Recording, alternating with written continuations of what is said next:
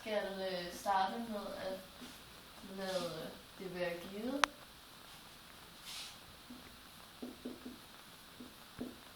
at f af x er kontinuert.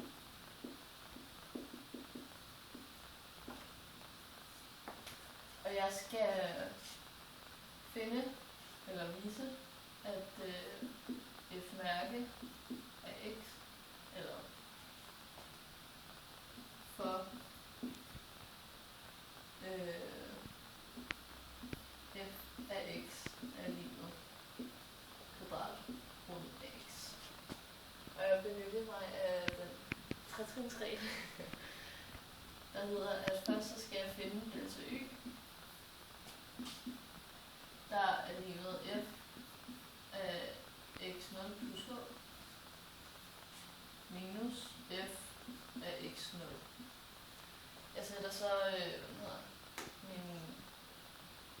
jeg sætter x0 plus h ind i min funktionsforskrift og får kvadratroden af x0 plus h minus kvadratroden af x0. Nu har vi fundet ud af vores delta y, så går vi over til punkt 2 og skal finde differenskoefficienten, der hedder delta y over h. Og da vi allerede har fundet vores delta y, så kommer vores brøk til at se sådan ud.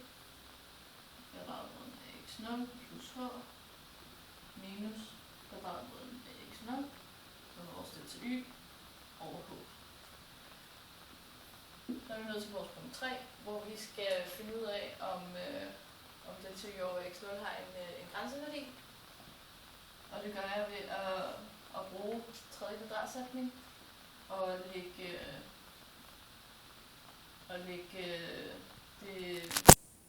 lægge tælleren til på både øverst og nederst.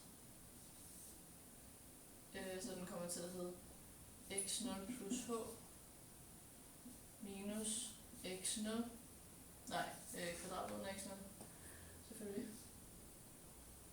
Og igen, kvadratroden af x0 plus h plus kvadratroden af x0. Og da vi gør det i tæller, så skal vi også gøre det i nævner. Så den kommer til at hedde h af x0, kvadratroden af x0 plus h, og plus, fordi det gør vi også herude, kvadratroden af x0. Og nu har vi så fundet den her, og vi vil godt lægge de to sammen. Så det kommer til at hedde kvadratroden x0 plus h i anden plus kvadratroden x0 i anden over h kvadratroden x0 plus h plus kvadratroden af x0.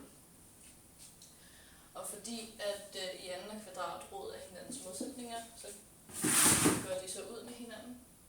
Så den kommer til at hedde x0 plus h plus x0. Og her kommer den til at hedde h kvadratrod x0 plus h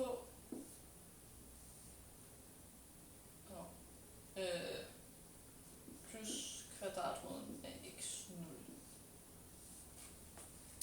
Og vi kan se herovre, at h går ud med hinanden, og jeg har skrevet plus, der skal ikke stå plus, der skal stå minus her.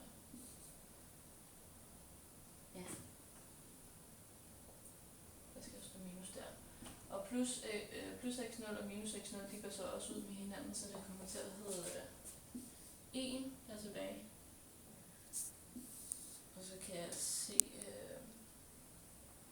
kvadratroden af x0 plus h plus kvadratroden af x0.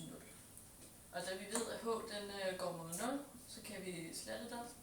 Så den kommer til at hedde 1, og nu lægger vi de to x0'er sammen, så der kommer 2 til at stå 2 kvadratrod x0. Og det er så vores grænsevægt.